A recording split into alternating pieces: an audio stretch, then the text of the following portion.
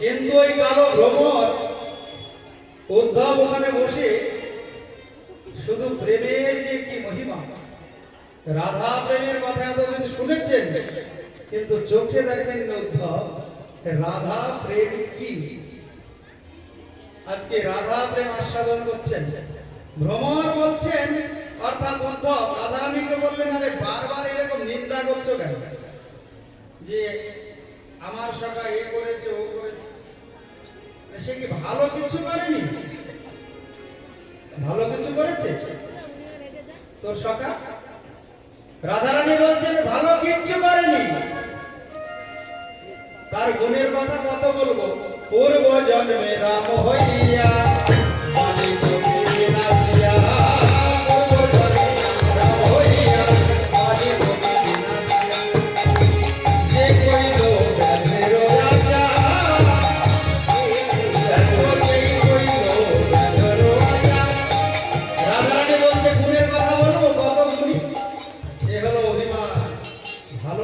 যেখানে যত গভীর, মান অভিমান কিন্তু সেখানে তত অধিক। বলতে সে যদি ভালো হবে। আচ্ছা বলতো ভ্রমর, বালিকে যে বধ করলো রাম অবতারে, কি দোষটা ছিল? হ্যাঁ, কি দোষটা ছিল? আড়াল থেকে তাকে বধ করলো। আবার শূর্পণখার এই নাকটা যে কেটে দিল, শূর্পণখার কি আমরা? আরে সে তো নিজেই বলেছে যে আমাকে যেমন রূপে পেতে চায় আবার তেমন রূপেই তাকে কৃপা করি। তো শূর্পণখা স্বামী রূপে পেতে চাইলো, অন্যায়টা কি হলো? বলেছে কেন? যে যথা অঙ্গ বদলতে ভয়াবহ। তাহলে কাজটা ঠিক করেছে। শূর্পণখার নাশা করুণ তিনি ছিলেন ছিন্ন ভিন্ন।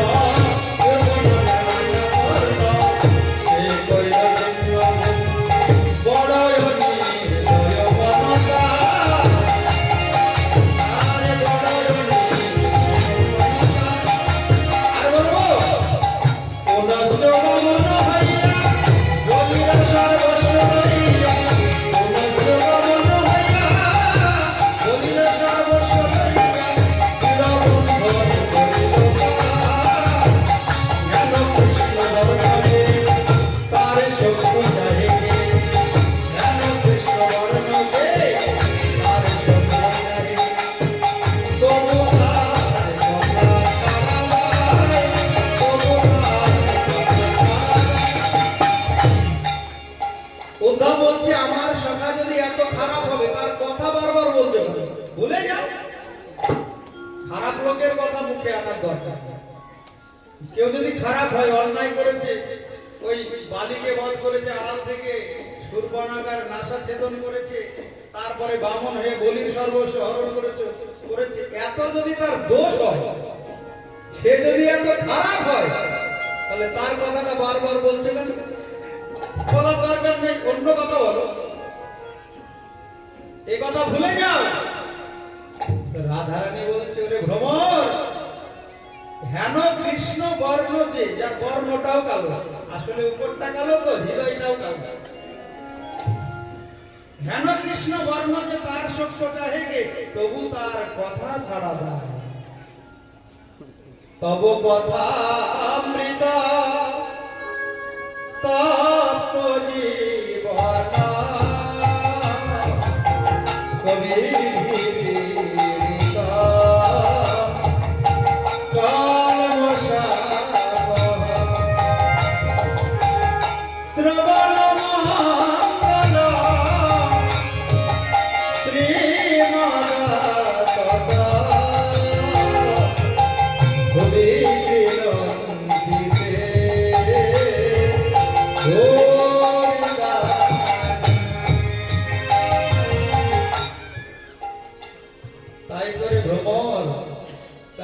দোষ, কিন্তু কথা ছেড়ে আমরা আবার থাকতে পারি না। আসলে কি তার কথার মহিমা জানো ভ্রমর? এই হলো বেজস্তুতি। তার কথা অমৃত নয়, তার কথা অমৃতম, কথা অমৃতম। ওই কথা যে শুনবে তার মৃত্যু হবে। এই হলো বেজস্তুতি শ্রীমদ্ ভাগবত। বলছে কথা অমৃত নয়, কথা অমৃতম। যে ওই কথা শুনবে তার সব শেষ হয়ে যাবে, ঘরে আর মন থাকবে না, পুত্র কন্যার প্রতি আর টান থাকবে না, মোহ থাকবে না, সংসারের দিকে আর তার মন থাকবে না, মন দিয়ে সংসার করতে পারবে না, পাগল হয়ে বৃন্দাবনে চলে যাবে। তাহলে তার কথা খুব ভালো নাকি? কথা অমৃত কোথায়? কথা অমৃত। ওই কথা যে শুনে মারা যায়, তার মৃত্যুই হলো শেষটি। উন্মাদ পাগল তব কথামৃতম তপ্ত জীবন। ওরে ভ্রমর, ওই কথা যে শোনে না তার জীবনটা উত্তপ্ত হয়ে যায়। এ হলো ব্যতিরেক ব্যাখ্যা।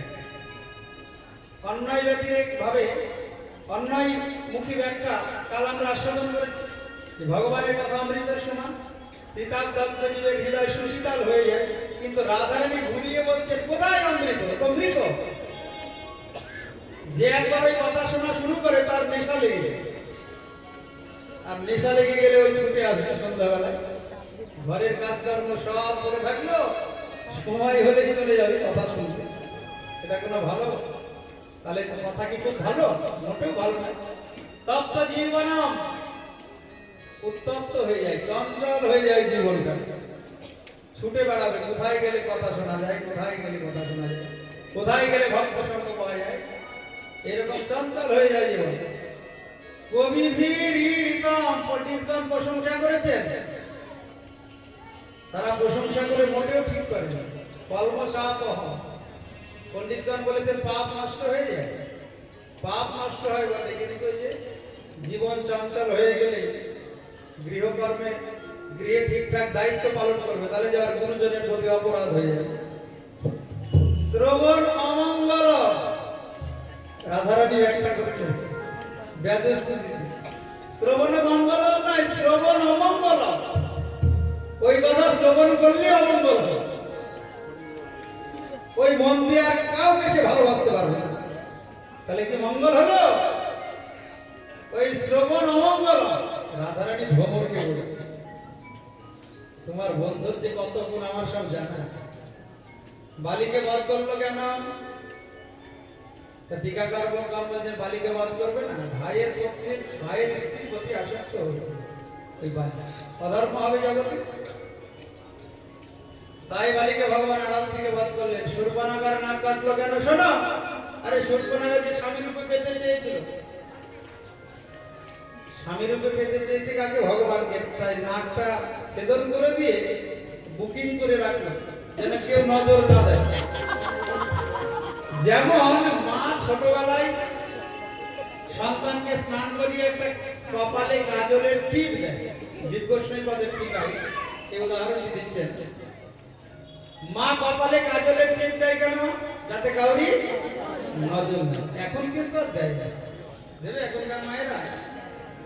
কাজল চোখেই দেয় না, তো কপালে দিবে। কপালে মা কেন দিয়ে দেয়? মা যশোদা কৃষ্ণের কপালে কালো কাজলের টিপ দিয়ে দিতেন যেন কাউরি নজর না লাগে। তাই ভগবান রামচন্দ্র লক্ষ্মণের দ্বারা কি করেছিলেন? নাসা ছেদন করেছিলেন যেন কেউ তার দিকে নজর না দেয়। তাহলে কি এটা কি ভুল হয়েছে? বলো রাধে। তুমি বললে পুনশ্চ বামন হইয়া বলির সর্বস্ব লইয়া দৃঢ় বন্ধন করিল না। আরে বামন হয়ে বলি সর্বস্ব ধন অধিকার করলে। আচ্ছা, কার জিনিস বলি কাকে দিয়েছি?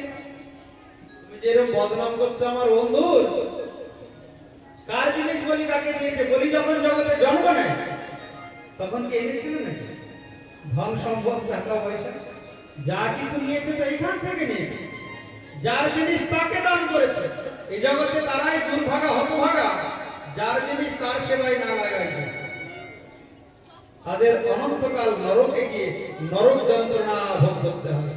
ধন সম্পদ যদি ভগবানের সেবায় লাগে, তাহলে জানবে ওই ভগবানের ব্যাংকে জমা হয়ে গেল, ও সুদ বাড়বে। যত তুমি দান করবে ভগবানের সেবায়, ভক্ত সেবায়, ওই গোলক বৃন্দাবনে ভগবানের যে অ্যাকাউন্ট ব্যাংক আছে সেখানে বাড়তে থাকবে। আর যদি এই ব্যাংকে জমাও, কিছু নিয়ে যেতে পারবে না, বিত্ত স্বার্থ দোষ হবে, ওই দোষের ফলে অনন্তকাল নরক যন্ত্রণা ভোগ করতে হবে। তাহলে বলো আমার বন্ধু ভালো করেছে কিনা খারাপ করেছে?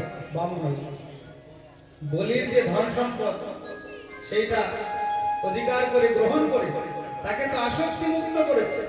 আবার ওই বলিকে বলেছে তুমি যতদিন না স্বর্গের ইন্দ্র হবে ততদিন আমি তোমার দরজায় পাহারাদার হয়ে থাকবো, চৌকিদার হয়ে। বলো আমার বন্ধু খারাপ? আগে তো বুঝতে হবে ভালো করে। আর খারাপ যদি হবে বারবার কেন নাম করছো? ছেড়ে দাও, ছেড়ে দাও, তার নাম করতে হবে না। রাধারানী বলছেন ওইটাই তো পারি। রাধারানীর মিলনে এক কৃষ্ণ দর্শন হয়, আর বিরহে শত কৃষ্ণ। যদি নয়ন মুদে থাকি অন্তরে গোবিন্দ দেখি, নয়ন মেদিয়া যে কৃষ্ণ। ওই জন্য কৃষ্ণ প্রেমের আস্বাদন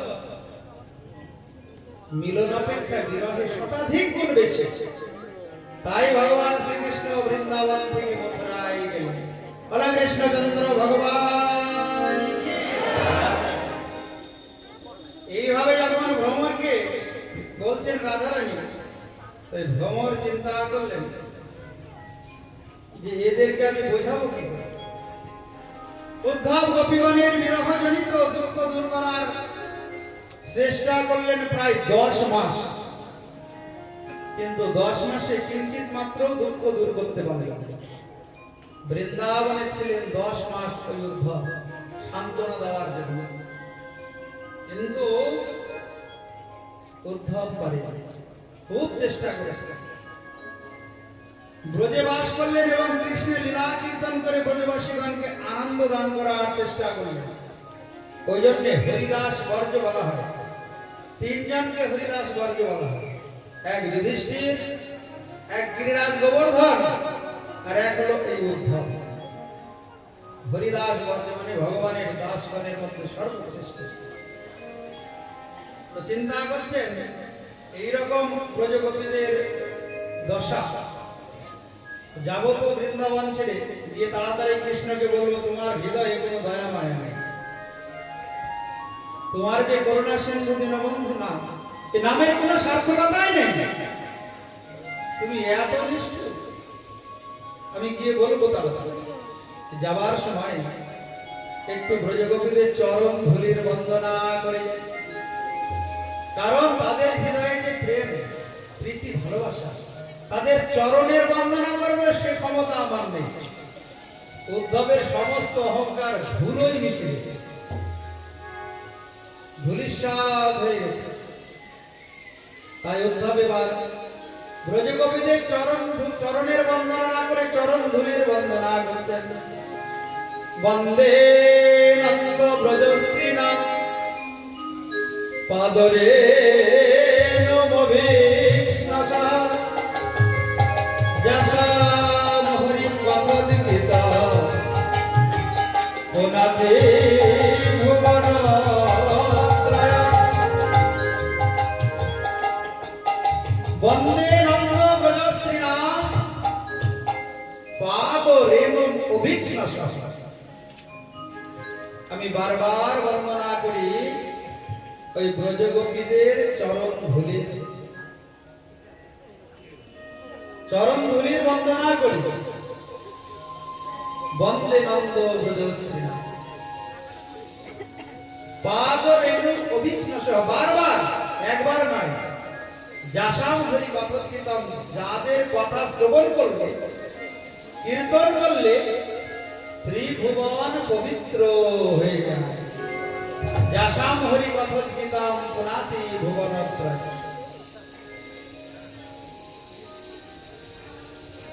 যাসাম হরি কথোদ্গীতম পুনাতি ভুবনত্রয় ত্রিভুবন পবিত্র হয়ে যায় চরণ ধুলির বন্দনা। চরণের বন্দনা করার ক্ষমতা আর নেই। প্রথমে কি ভেবেছিল, দরিদ্রা কাঙালিনী গোয়ালিনী অনায়াসে তাদেরকে আমি বুঝিয়ে দেব, কিন্তু বোঝাতে তো পারলেনি না। চরণ বন্দনা করার ক্ষমতা উদ্ভব হল।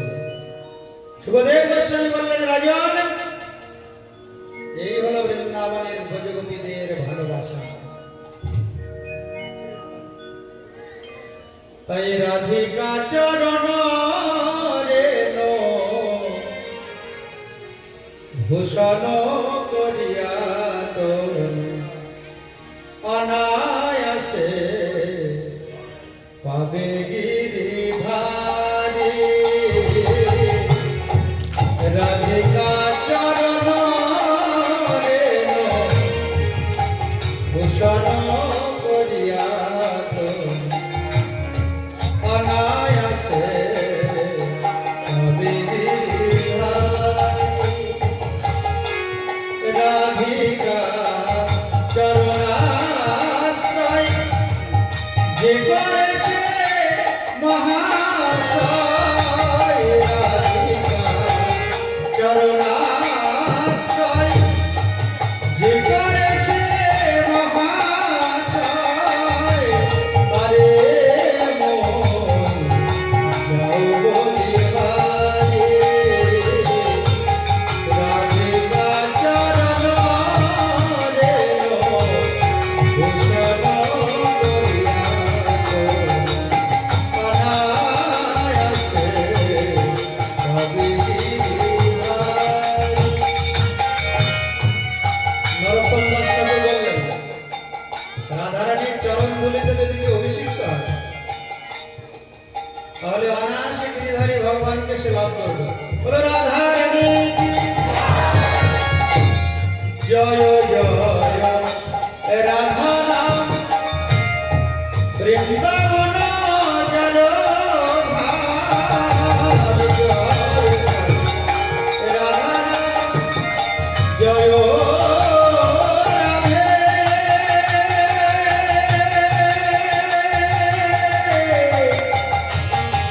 জয় রাধে। জয় জয় রাধা বৃন্দাবন জলধার। কৃষ্ণ সুখ বিলাসের নিধি। কৃষ্ণ সুখ বিলাসের নিধি। হেন রাধা গুণগান না শুনিল মোর কানে। গুণগান না শুনিল মোর কানে। বঞ্চিত করিল মোরে বিধি। রাধিকা চরণ রেণ ভূষণ করিয়া তোর অনায়াসে পাবে গিরিধারী। রাধে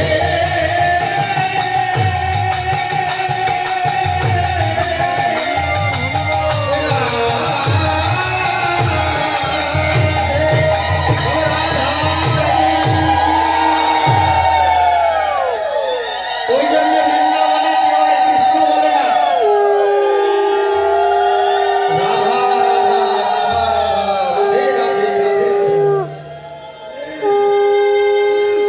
রাধারানীর চরণ ধুলির বড় মহিমা। উদ্ধব রাধারানী ব্রজগোপীদের চরণ ধুলির বন্দনা করে মথুরায় গিয়ে উপস্থিত। কৃষ্ণ ছুটে এসে বলেন, উদ্ধব বলো বৃন্দাবনে ব্রজবাসীদের কি খবর? আমার পিতামাতা কেমন আছে? আমার সখাগণ কেমন আছে? চুপ করো তুমি। এতদিন জানতাম তুমি করুণা সিন্ধু দীনবন্ধু ভক্তবৎসল কিন্তু তুমি যে এত নির্দয় নিষ্ঠুর, এ কি কথা? তুমি আমাকে এরকম নির্দয় নিষ্ঠুর বলছো? আমি কি অন্যায় করেছি? বলছে তুমি অন্যায় করনি, অন্যায় করনি। অতি সুতান্নয়া ভাতৃবান্ধবান অতি বিলম্বতে ত্যঞ্চচ্যুতাগত। যারা প্রতিশ্রুতান্নয় স্বামী পিতা পুত্র সর্বস্ব ত্যাগ করে তোমার চরণে শরণ নিয়েছিল, আর তুমি তাদের ত্যাগ করে চলে এলে। ব্রজবাসীগণের ভালোবাসায়, ব্রজগোপীগণের ভালোবাসায় কোথায় অভাব ছিল বলো? তারা কি তোমায় ভালোবাসতে পারে? তুমি তাদেরকে দুঃখ দিয়ে চলে এলে মথুরায়। ভগবান মনে মনে হাসছেন আর ভাবছেন, ওই জন্য তো তোমায় আমি পাঠিয়েছিলাম বৃন্দাবনে। তোমার খুব অভিমান ছিল, অহংকার ছিল। দেখলে তো ব্রজগোপীদের প্রেম। উদ্ধব মনে করতেন আমি কৃষ্ণের সবসময় কাছে থাকি, আমি মনে হয় খুব বড় ভক্ত। ওই জন্য বৃহৎ ভাগবতামৃতে 5 প্রকার ভক্তের কথা বলা আছে। জ্ঞানী ভক্ত, শুদ্ধ ভক্ত, প্রেমী ভক্ত, প্রেমপর ভক্ত আর প্রেমাতুর ভক্ত। জ্ঞানী ভক্ত হলো এই সনকাদি মুনিগণ, শুদ্ধ ভক্ত হলো অম্বরীশ, প্রেমী ভক্ত হলো হনুমান, আর প্রেমপর ভক্ত হলো উদ্ধব আর পাণ্ডবগণ। এই 4 প্রকার ভক্তের চাইতে ভগবানের শ্রেষ্ঠ ভক্ত হলো প্রেমাতুর ভক্ত, বৃন্দাবনের ব্রজগোপীগণ। বলো রাধা রানী কি। তাই রাধা রানীর চরণে শরণ নিলে দুর্লভ মানব জনম ধন্য। রা শব্দ উচ্চারণাৎ এব স্থিত ভবতি মাধব। শুধু যদি কেউ রা বলে মা, তাহলে ভগবান শ্রীকৃষ্ণ আনন্দিত হয়ে ওঠে। অপেক্ষা করেন কখন ধা বলবে, আর ধা বলার সঙ্গে সঙ্গে পেছনে পেছনে ধাবিতা। এই হলো রাধা নামের মহিমা। বলো রাধা রানী কি জয়। রাধা নাম বলার সঙ্গে সঙ্গে কৃষ্ণ বদন পানে ফিরে যান আর পেছনে পেছনে ছোটে। তাই যারা চতুর ভক্ত তারা কৃষ্ণ কৃষ্ণ না বলে রাধা রাধা, রাধে রাধে বলে। বলো বৃন্দাবন ধাম কি জয়। বলো রাধা রানী কি জয়। যত ওই উদ্ধব ব্রজবাসীদের দুঃখের কথা বলে, কৃষ্ণের মনে তত আনন্দ হয়। কেন জানেন? ভক্ত তো যত কাঁদবে, ভক্ত যত কাঁদবে ভগবানের আনন্দ হবে, তত হৃদয়ের প্রেম আস্বাদন করেন ভগবান। ভক্তের নয়ন জল ভগবানের বড় প্রিয়। ভগবান বলেন আমি এটাই তো চাই। যস্যানে গৃহ্ণামি হরিষ্য তদ্ধনম শোনাই তত ধনম ত্যাজন্তস্য স্বজন দুঃখ দিক্কতা। যে আমাকে পেতে চায় তাকে আগে কান্না করা শিখতে হবে, কাঁদতে হবে। না কাঁদলে কেউ আমাকে পাবে না। ভক্ত যত কাঁদবে তত প্রাপ্তি নিকট হবে।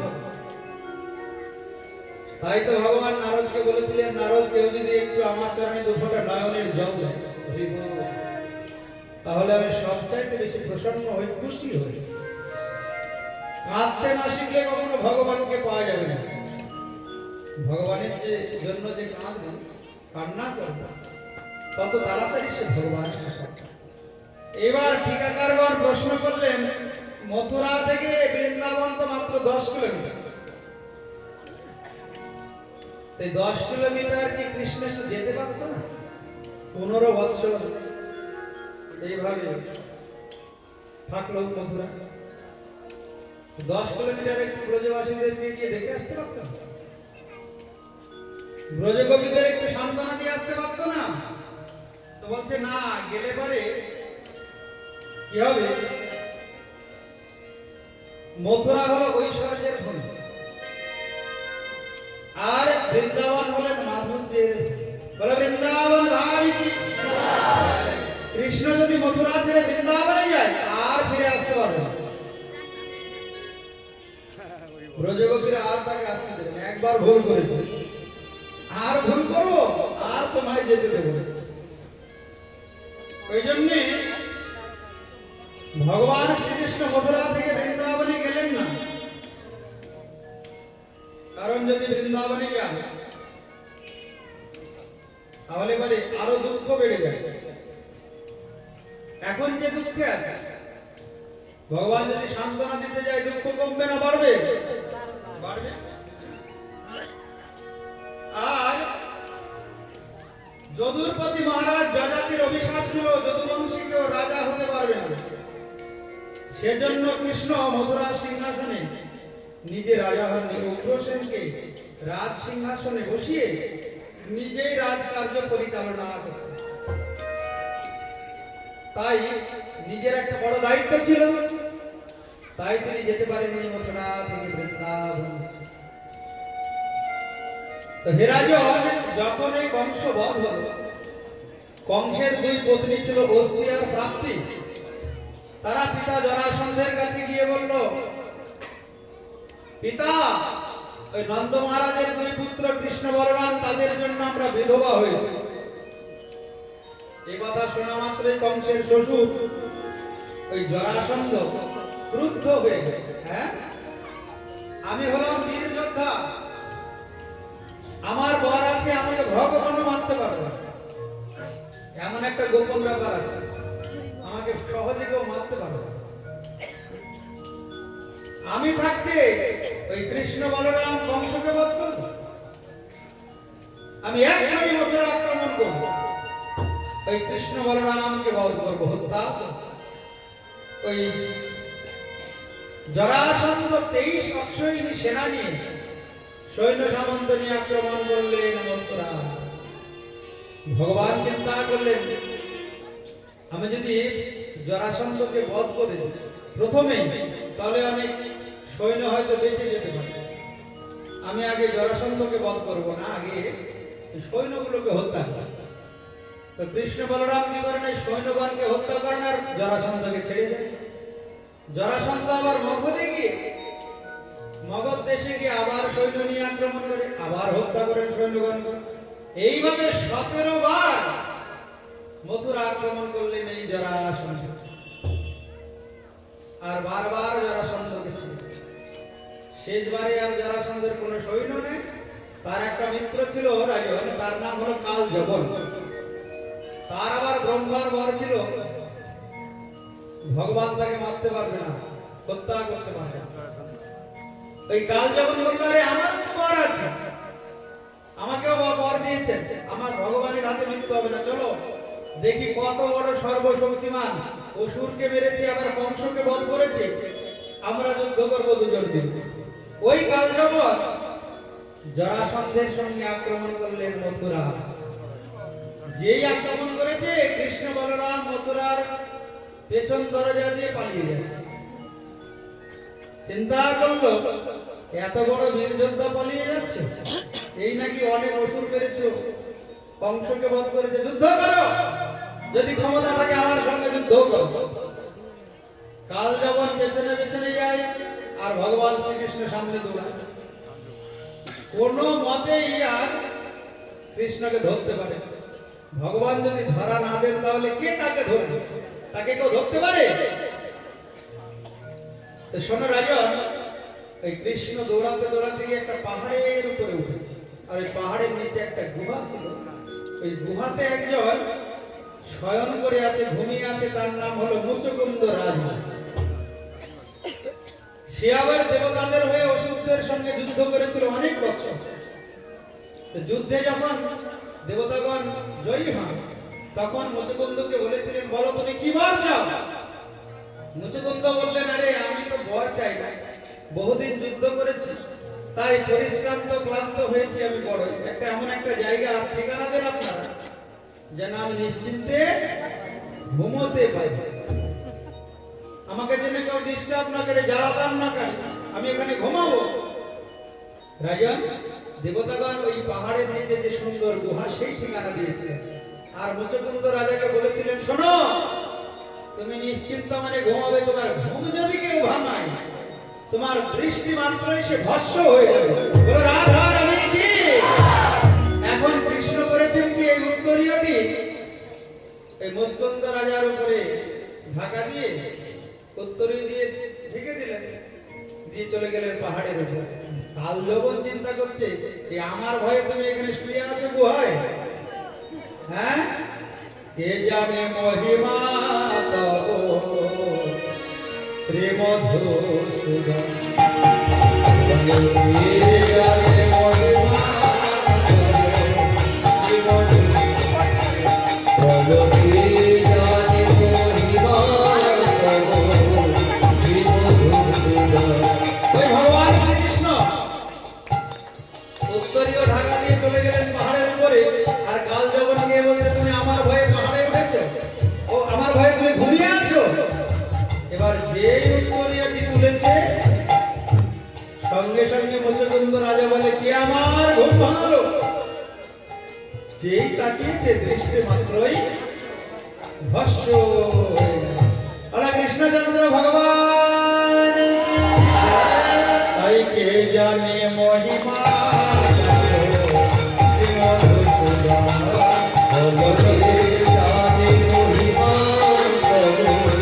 শ্রী মধুসূদন।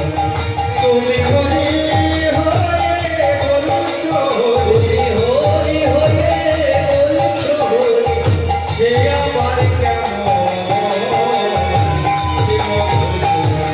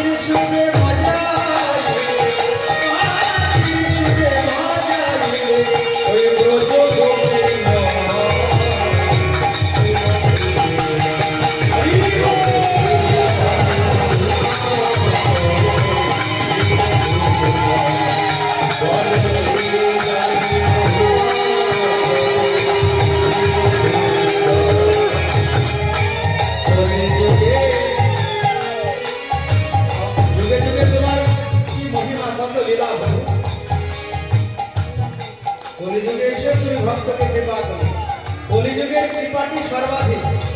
ভগবান সত্য যুগে, ত্রেতা যুগে, দ্বাপর যুগে যে পরিমাণ কৃপা করেছেন ভক্তকে, তার চাইতে বেশি কৃপা করেছেন এই কলিযুগে। বলো রাধা রানীকে। কলিযুগে গৌরাবতারে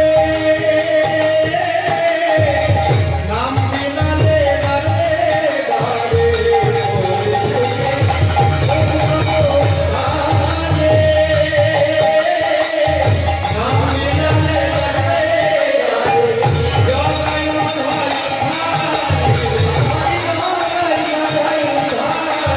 তুমি জগায় মাধাই দিয়া প্রেম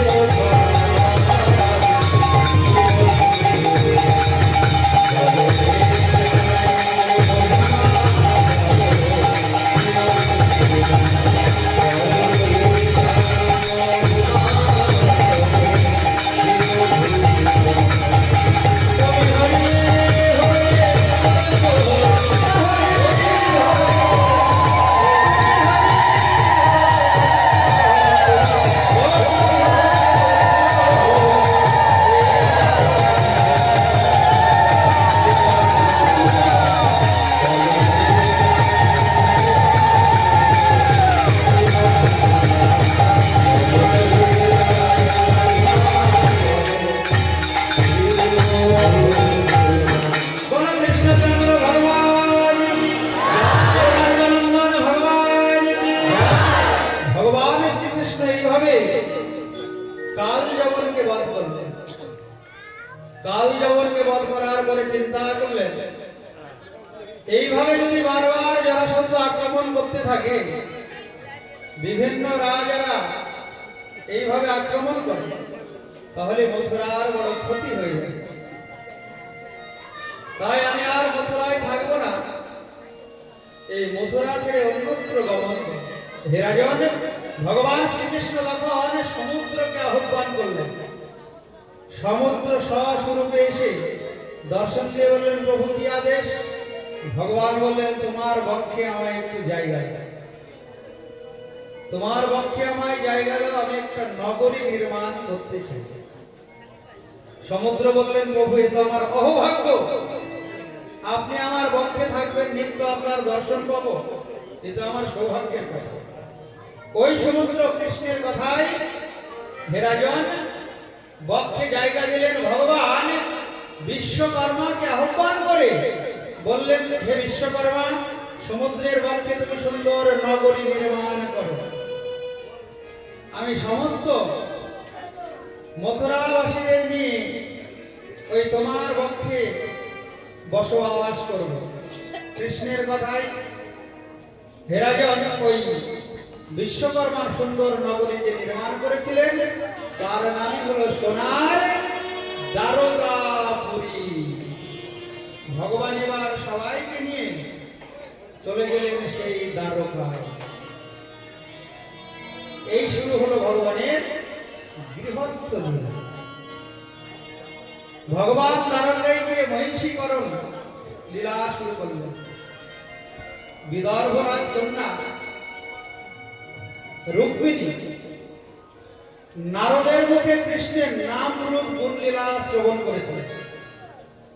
কৃষ্ণ কত সুন্দর, কৃষ্ণের রূপের মহিমা, গুণের মহিমা, নামের মহিমা শুনেছিলেন নারদের মুখে। আর কৃষ্ণের এই নাম রূপ গুণ লীলা মহিমা শ্রবণ করে কৃষ্ণকে ভালোবেসেছিলেন। রুক্মিণী চিন্তা করেছিলেন, আমি এমন একজনকে প্রতিরূপে বরণ করব যে কোনোদিন আমাকে ছেড়ে যাবে না, কোন মরণশীল জীবকে আমি স্বামী রূপে প্রতিরূপে বরণ করব। এই স্বামী রূপে বরণ করলে দুদিন পরে ছেড়ে যাবে, আর দুঃখ পেতে হবে। কত আশা দেবে, আমি এটা করবো, এটা করে দেবো, সব মিথ্যে কথা। ওই জন্য ওই আশায় আমি ভুলবো না, আমি এমন একজনকে প্রতিরূপে বরণ করবো যে আমাকে কোনোদিন ছেড়ে যাবে। এরকম জগতে কেউ আছে? রুক্মিণী জগৎকে শিক্ষা দিয়েছেন, গো একটা মন দিয়ে একজনের বেশি দুজনকে ভালোবাসলে ঠকে যাবে। একমাত্র ভগবানের চরণই অভয় চরণ, যে চরণে শরণ নিলে কোনো ভয় থাকে না। তাছাড়া অন্য কোনো চরণে শরণ নিলে দুদিন আগে আর পরে ভয় আছে। যেখানে যত ভালোবাসা সেখানে তত দুঃখ আছে। পতিব্রতারা মানে যত ভালোবাসবে স্বামীকে, ওই স্বামী চলে গেলে ঠিক তত পরিমাণে দুঃখ পাবে। বলে রাধা রানী কি রুক্মিণী চিন্তা করলেন আমি ওই ভুলটি করবো না। এমন একজনকে ভালোবাসবো যে কোনোদিন আমায় ছেড়ে যাবে না।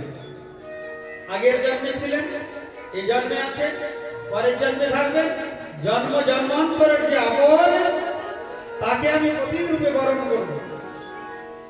তাই ছোটবেলা থেকেই ভগবানকে ভালোবেসেছিলেন প্রতি রূপে। অনেক ভক্ত চরিত্র আছে। ভক্তমাল গ্রন্থে আছে একজন ভক্ত, তার নাম হলো কর্মাবাই। কর্মাবাই নামে একটা ভক্ত ছোট্টবেলায় বাবার সঙ্গে মেলায় গিয়ে একটা গোপালের মূর্তি কিনে নিয়ে আসে। গোপাল এনে প্রত্যেকদিন মালা পরায়। মালা পরানোর আগে মালা তৈরি করে নিজে পরে গলায়, আয়নার সামনে দাঁড়ায়। দাঁড়িয়ে যদি দেখে ভালো লাগছে তবে ভগবানের গলায় আগে নিজে পড়বে মালা তৈরি করে, আয়নার সামনে দাঁড়াচ্ছে। জমিদারের কন্যা ভগবানকে ভালোবেসেছে, সারা জীবন মালা পরিয়েছে, সেবা করেছে। বিবাহ যোগ্য হলে বাবা বলে যে কর্মা এবার তো তোমার বিয়ে দিতে হবে। বিবাহ যোগ্য হলে ঘরে ডাকা উচিত নয়। বলে কেন বাবা, আমার তো বিয়ে হয়েছে। বলে কার সঙ্গে? কেন ঘরে যার সেবা করি আমি ছোটবেলা থেকে। এটা কি হয় নাকি? এটা হয় না। বিবাহ যোগ্য হলে বিবাহ দিতে হয়। কোন মতে আর পিতা কথা শুনে বিবাহের আয়োজন করেছে জোর করে। এবার বিবাহ করতে আসবে বর, সেই রাত্রে এই কর্মাবাই পিতৃক গৃহ ত্যাগ করে চলেছেন বৃন্দাবনের পথে। ওগো কে আছো বন্ধু, নিয়ে চলো মোরে যেথায় বৃন্দাবন। কে আছো বন্ধু, নিয়ে চলো মোরে যেথায় বৃন্দাবন। যে তারা কাল রাজা গোপাল আমার খেলেছে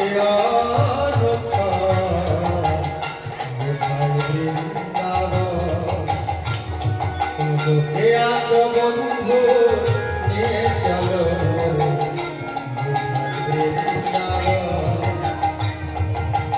যেথায় দাসবাসীর করুণ সুরে বিরোহী রাধার নয়ন ধরে। যেথা উদাসবাসী করুণ সুরে বিরোহী রাধার নয়ন ধরে। সে যে কৃষ্ণ কৃষ্ণ কৃষ্ণ বলে, কৃষ্ণ কৃষ্ণ কৃষ্ণ বলে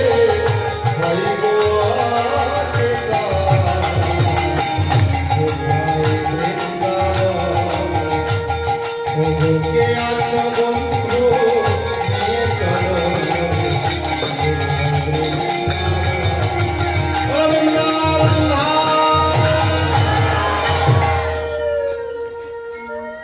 ওই কর্মাবাই ছুটে চলেছে বৃন্দাবনের পথে। আর পেছনে পেছনে জমিদারের যারা প্রহরী, তারা খুঁজছে কোথায় গেল, কোথায় গেল, কোথায় গেল। ওই কর্মাবাই পথ ছেড়ে না তো বৃন্দাবনে ভগবানকে স্মরণ করছে। হাত ধরে তুমি নিয়ে চলো সখা, আমি যে পথ চিনি না। বারবার ভগবানকে স্মরণ করছে। ভগবান তো শরণাগত বৎসল, ছোট্ট বালকের রূপ ধারণ করে বললো চেনো না, চলো আমি নিয়ে যাচ্ছি, আমি পাশের গ্রামেই থাকি। বৃন্দাবনে এসে উপস্থিত হলেন ওই কর্মাবাই। দেখুন, একটা মন দিয়ে একজনকে ভালোবাসলে কি হয়। যমুনার তটে আছে চৌতারা, বৃন্দাবন। চৌতারা মানে আগেকার জমিদারগণ যমুনার পাশে চৌতারা করে রাখতেন। মানে চারিদিকে খোলা, উপরটা আচ্ছা দিত। পাথর দিয়ে ঢাকা, তাকে বলা হয় চৌতারা, যাতে সাধুরা বৈষ্ণবরা এসে ভজন করে। তো কর্মাবাই চৌতারা এসে ভজন করে। তো চিন্তা করলেন গুরুচরণ আশ্রয় না করলে তো ভজন হবে না, গুরু কৃপা বিনা সব বিফল হয়ে যায়। গুরুচরণ আশ্রয় না করলে ভগবানের চরণে ফুল দিলেও ভগবান ফুল নেন না, তুলসী পাতা দিলেও ভগবান গ্রহণ করে না। আশ্রয় লইয়া ভজে তারে কৃষ্ণ নাহি কাজে আর সব মরে অকাল।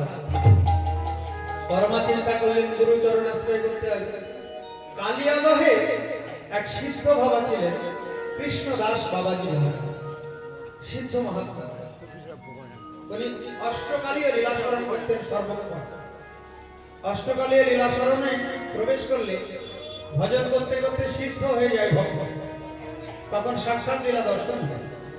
সিদ্ধ কৃষ্ণদাস বাবাজির কাছে গিয়ে বললেন, ওই কর্মা বাবা, আমি আপনার চরণে শরণ নিতে চাই। কেন মা? বলে, আমি শুনেছি সদ্গুরুদেবের চরণ আশ্রয় করলে তবে ভগবানকে পাওয়া যায়, আমি ভগবানকে পেতে চাই। তো ওই রূপ যৌবন সম্পন্ন কর্মাকে দেখে, কর্মা সুন্দরী তো, কৃষ্ণদাস বাবাজি মহারাজ বলে, মা তুই তাড়াতাড়ি চলে যায় এখান থেকে, তুই আমার সামনে থেকে চলে যা। কেন বাবা, আমি কি ভগবানের সেবার যোগ্য নই?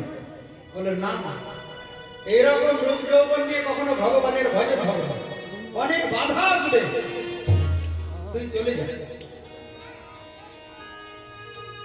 তুই বৃন্দাবন ছেড়ে চলে যা। মা, বৃন্দাবনে একা একা ভজন করলে অনেক বিপদ আসতে পারে, তুই চলে যা। যখন বয়স হবে তখন বৃন্দাবন আসবে। এই হলো গুরুদেব, যিনি চরণে আশ্রয় দেওয়ার পূর্বে আগে শিষ্যকে পরীক্ষা নেন। আগে নিয়ম ছিল, হরিভক্তি বিলাসে আছে, গুরুদেব চরণে আশ্রয় দেওয়ার পূর্বে 12 বছর আগে পরীক্ষা নিতেন, সেখান থেকে এলো 6 বছর। এখন মিনিমাম 2 বছর শিষ্যকে পরীক্ষা নেবে গুরুদেব, তারপরে চরণে আশ্রয় দেবে, তাকে সৎ গুরুদেব দেন। বলো রাধা রানী কি? কর্মাকে বলছে, মা তুই চলে যা, আমি তোকে চরণে আশ্রয় দিতে পারবো না। তুই রূপবতী যুবতী, তোরে রূপই হলো কাল।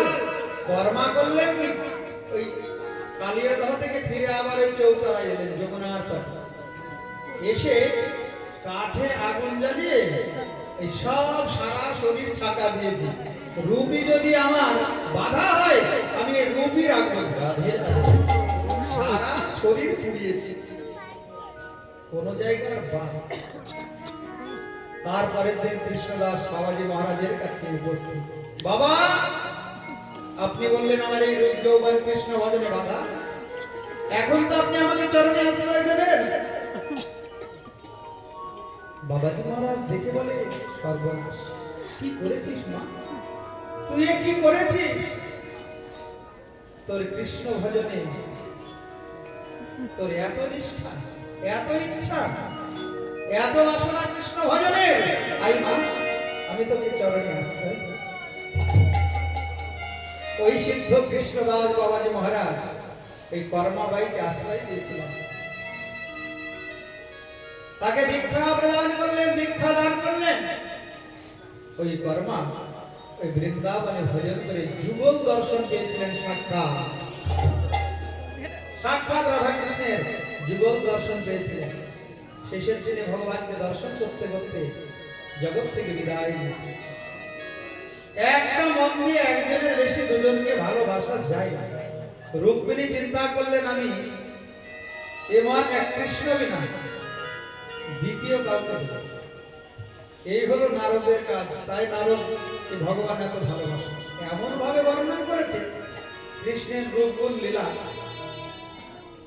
কর্মা ছত্রী রুক্মিণী কৃষ্ণকে ভালোবেসেছে, কিন্তু সুখদেব গোস্বামী বললেন, রাজন বিদর্ভরাজ ভীষ্মকে 5টা পুত্র ছিল।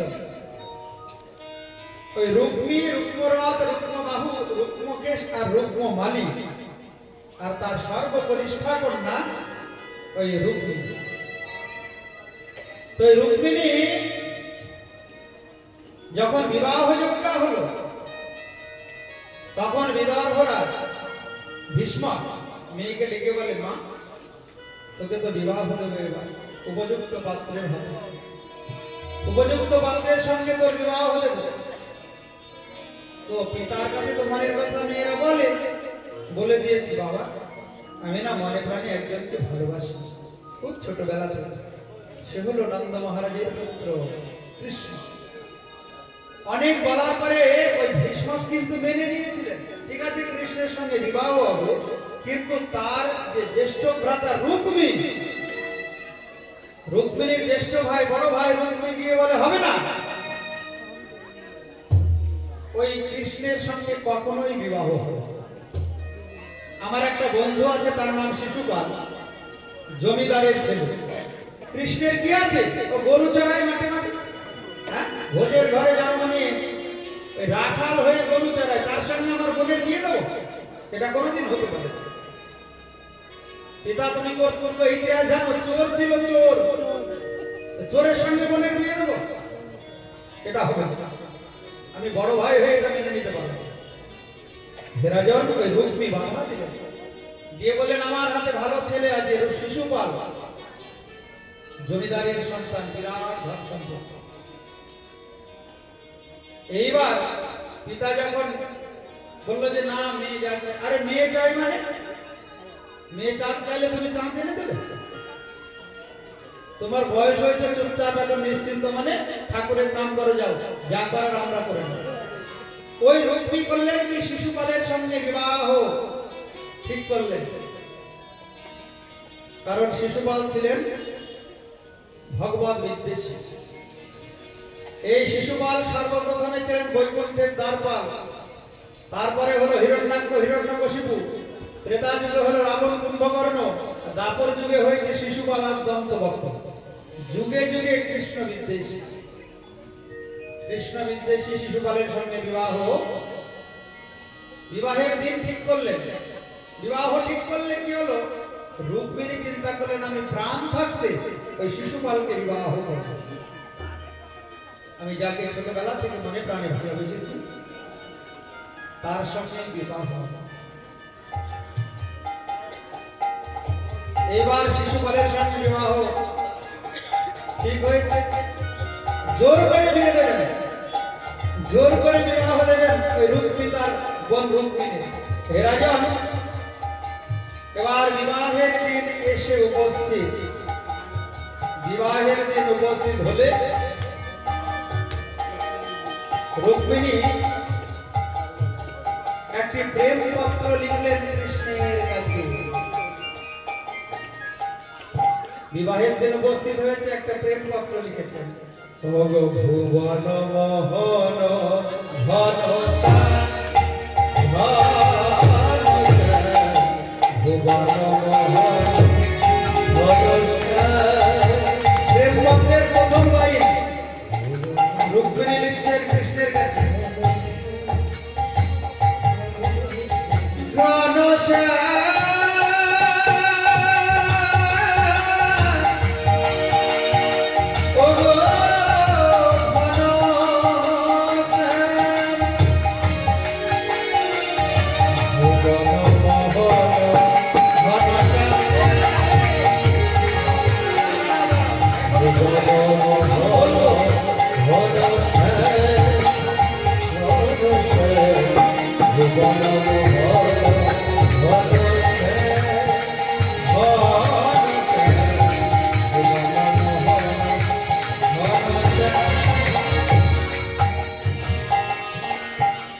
প্রেমপত্র লিখলেন রুক্মিণী ওই কৃষ্ণের কাছে, পাঠাবেন কাকে?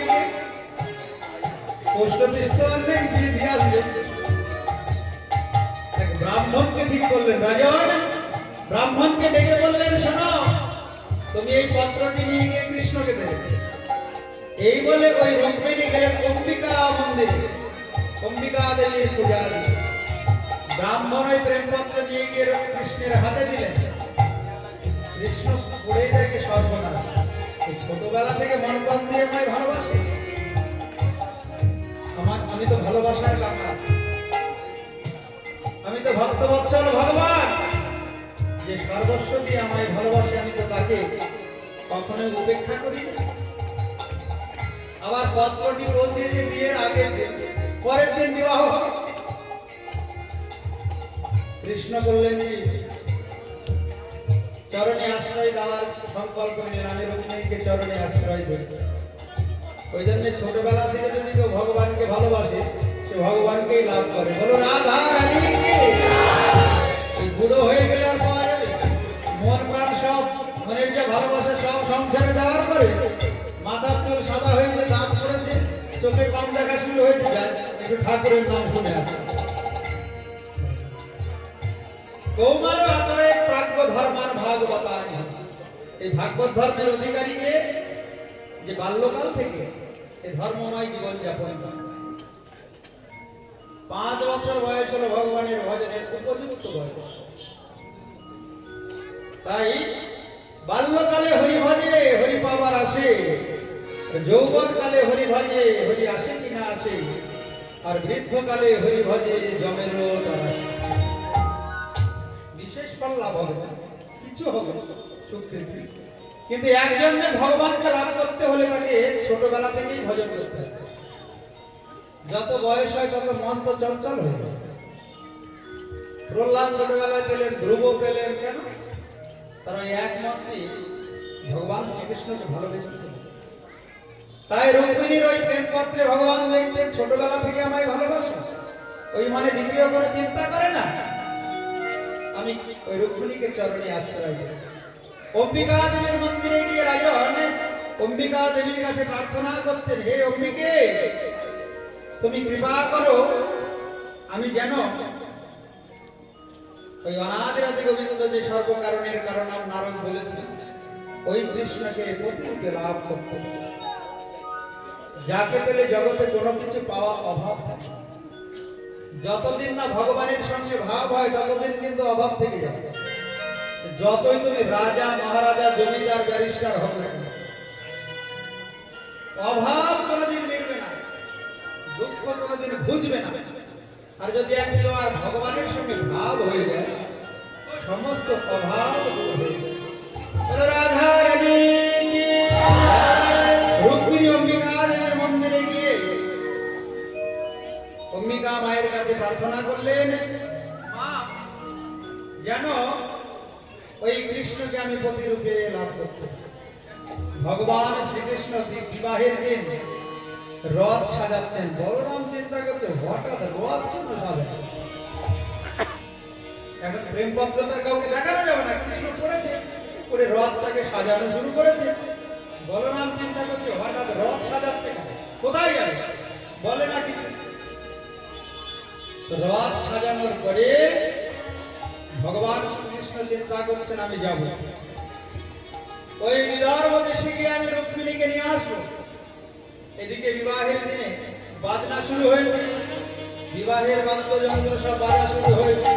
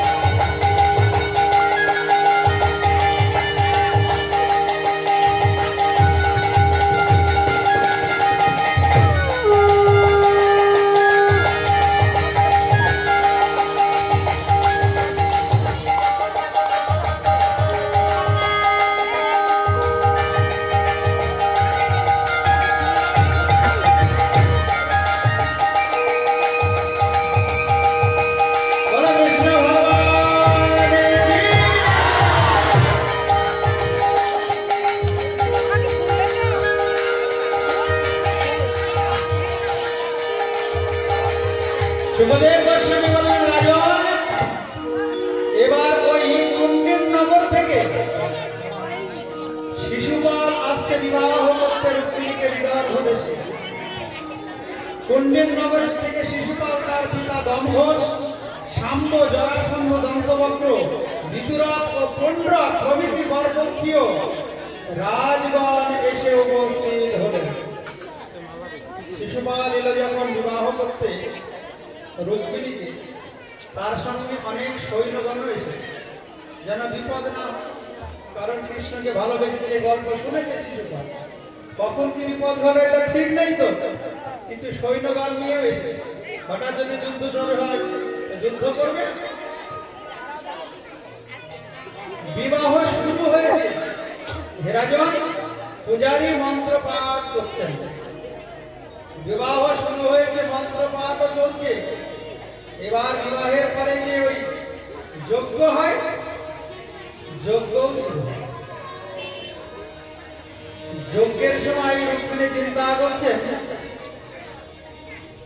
একই তোমাকে যে ভালোবাসে সে নাকি পায়, তুমি নাকি বিপদের বন্ধু, বিপদ ভঞ্জন, করুণা সিন্ধু, দীনবন্ধু, দুঃখহারি, ব্যথাহারি, সব ভুল। তাহলে জগতের মানুষ তোমায় ভালোবাসবে কেন? কেউ যদি মন প্রাণ দিয়ে ভালোবেসে তোমায় না পায়, তাহলে কেন ভালোবাসতে হবে? রুক্মিণী চিন্তা করছে। এদিকে পূজারী বলছে তাড়াতাড়ি করো, এই যজ্ঞ কুণ্ড, যজ্ঞের কুণ্ডে চারিদিকে এবার ঘুরতে হবে। রুক্মিণী চিন্তা করলেন আমি আর প্রাণ রাখবো না, কৃষ্ণকে যদি না পাই ওই যজ্ঞ কুণ্ডে ঝাঁপ দিয়ে আমি প্রাণ বিসর্জন দেব। সংকল্প নিলেন,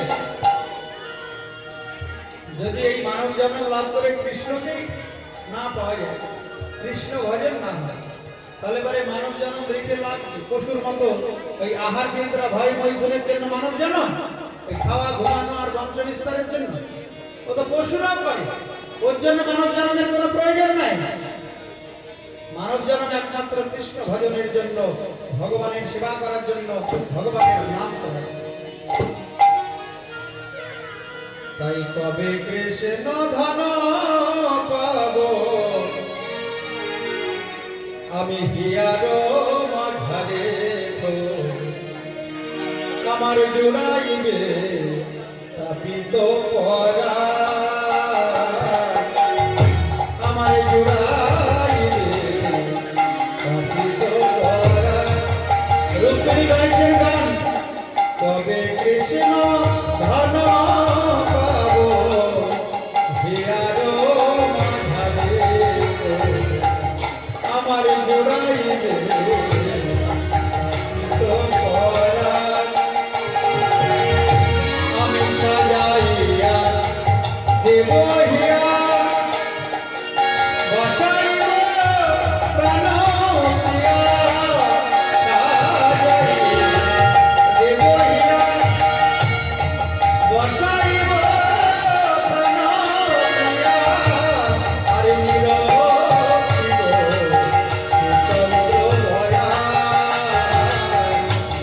তবে কৃষ্ণ ধন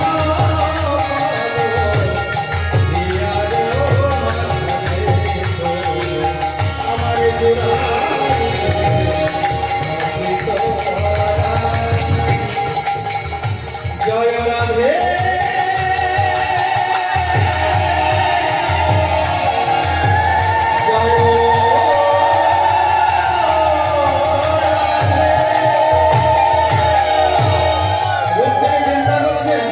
আমি যদি কৃষ্ণকে না পাই ওই অগ্নিকুণ্ডে যজ্ঞকুণ্ডে ঝাঁপ দিয়ে আমি আমার প্রাণ বিসর্জন দেব। হেরাজন ঝাঁপ দিতে যাবে, সঙ্গে সঙ্গে ভগবান শ্রীকৃষ্ণ ছুটে এসে হাতটা ধরল। রুক্মিণী, আমার চরণে যে একবার শরণ নেয় তার কোনো ভয় থাকে না, কারণ আমার চরণ হলো অভয় চরণ। যেমন তেমন চরণ নয় আমার, একবার চরণ নিলে তার সমস্ত ভয় দুঃখ দূর হয়ে যায়, তাই আমার চরণকে অভয় চরণ বলা হয়। রুক্মিণী বলল তুমি এসেছ, কিন্তু আর যে কিছু করার নেই, তুমি আমায় কি করে নিয়ে যাবে? আমার এদিকে বিবাহ সম্পন্ন হতে হবে, কি করে নেবে? বলে কোনো ভয় নেই, আমি যার হাত ধরি তার আর কোনো ভয় নেই। বিশ্বনাথ চক্রবর্তী টিকায় বললেন, সবার সমক্ষে, সবার সামনে ওই রুক্মিণীর হাতটা ধরে কৃষ্ণ নিয়ে যাচ্ছে, রুক্মিণীকে হরণ করছে, নিয়ে গিয়ে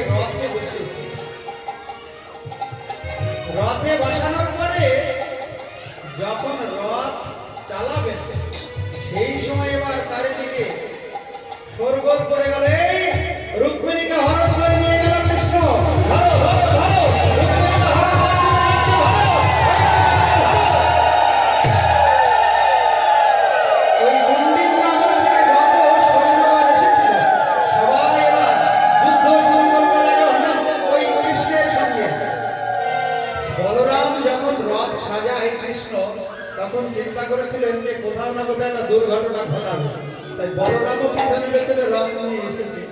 এসে দেখে যুদ্ধ শুরু হয়েছে।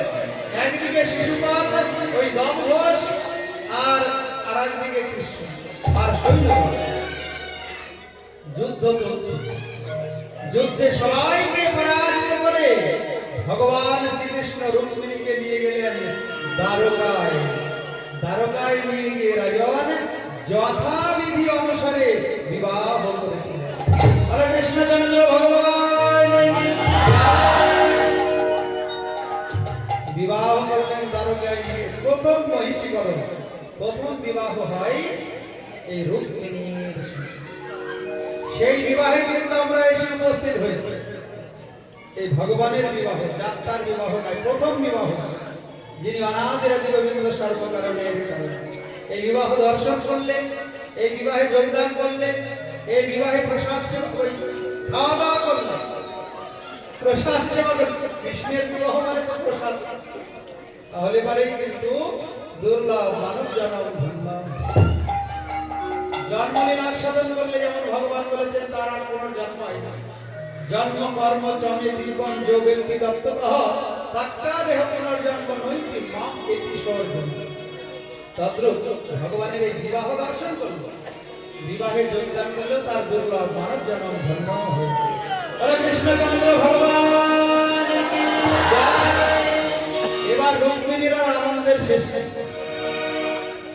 যে যাকে চাই জীবনে তাকে যদি পাই তাহলে আনন্দ হবে না? তবে কৃষ্ণের সঙ্গে বিবাহ হবে। এই শুরু হলো ভগবানের গৃহস্থ লীলা। 99 বৎসর ওই দ্বারকায় ছিলেন ভগবান, গৃহস্থ লীলা করেছেন। একটু পরে আস্বাদন হবে বিবাহ করার পরে ভগবান কিভাবে সংসার করেছে। সুখদেব গোস্বামী রাজা পরীক্ষিতকে বলছেন, রাজন ভগবান বিবাহ করবেন, ভালো আয়োজন করলেন, খুব সুন্দর আয়োজন। চারিদিকে বাদ্য বাজনা বাজছে, সবাই সুসজ্জিত হয়ে এসেছে, বিবাহ স্থলিতে উপস্থিত হয়েছে, ভগবান শ্রীকৃষ্ণকে সাজানো হয়েছে। এইবার অনেক সখীগণ রুক্মিণীর কাছে এসে উপস্থিত হয়েছে। সখীগণ আসলে এবার রুক্মিণীর তো মনে আনন্দ, যাকে ছোটবেলা থেকে ভালোবেসেছে, তাকে জীবন সর্বস্ব ধন প্রাণ প্রতিরূপে পেয়েছে, তাই তার মনে বড় আনন্দ। তো রুক্মিণী বলছে আমাকে কিন্তু ভালো করে সাজিয়ে দেবে, যেমন তেমন করে সাজাবে। आओ मेरे शौकिया मुझे मेहंदी लगा दो।